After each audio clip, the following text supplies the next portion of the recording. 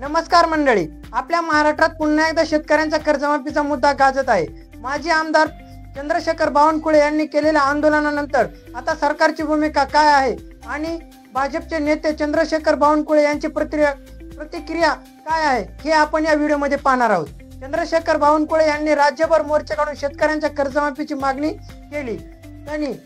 त्यांनी विधानसभेमध्ये मुद्दा मांडण्याचा प्रयत्न केला।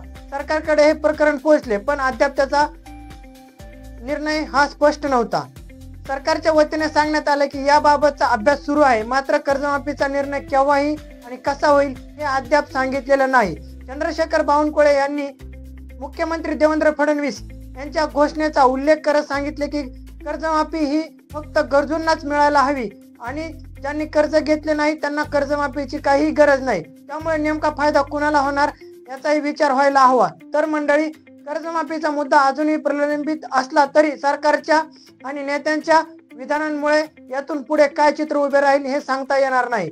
तर तुम्हाला व्हिडिओ आवडला असेल तर व्हिडिओला लगेच शेअर करा, चॅनलला सबस्क्राईब करा आणि हा व्हिडिओ जास्तीत जास्त तुमच्या मित्रांपर्यंत शेअर करा। धन्यवाद।